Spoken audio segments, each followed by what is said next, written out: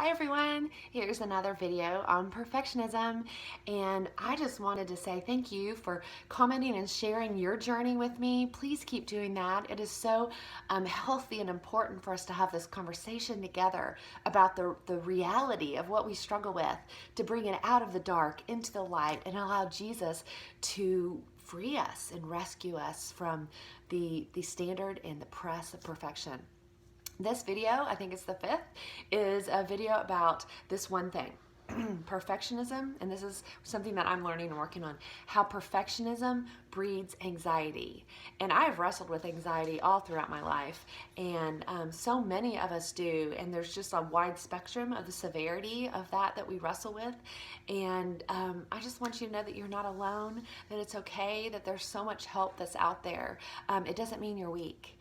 And this one about perfectionism being the source of a lot of my anxiety. And anxiety has so many different roots. But for me and for this conversation, talking about how perfectionism is the root of a lot of anxiety in my life. And here's what it looks like. On a scale from 1 to 10, 10 being perfect and 1 being just not perfect, awful. Most of my things in my life, I shoot for a 10. Phone calls, events, making friends, teaching Bible studies, having conversations with my kids, hosting people, having conversations with insurance companies. I mean, a 10 is always what my goal is because I'm a perfectionist. But I always evaluate myself before or after as a 3. And so there's this distance between a 3 and a 10, and that is called the sea of anxiety.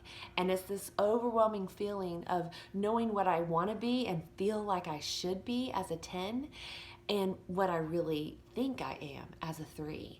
And so in between those two, I'm constantly saying two numbers. I'm saying, this is what I think I need to be and should be, but this is what I am. This is what I want to be, but this is what I am. And it just breeds this anxiety. This anxiety has inhibited me from doing new things. It has inhibited me from enjoying the moment of conversations and getting to know people because I so am shooting for that perfect mark. But this is what God is teaching me in the midst of those times, walking into a new social event, beginning to do another one of these videos, talking on the phone, making a phone call to somebody or some organization, and really realizing I'm not going to do it perfectly. Admitting the fact that I probably will say something stupid and awkward. I won't know all the answers. I will have to have time to process. I will flub over my words, all those things. And it's okay. There's a verse, is it Philippians, that says, be anxious for nothing, but in everything, by prayer and supplication, make your requests known to God. God knows that we're anxious. He speaks of it in His Word. And so if we are able to take Him at His Word and realize that we don't have to be anxious, and then invite Him into that anxiety with everything. Don't be anxious for anything, but in everything, with prayer and petition, make your requests known to God.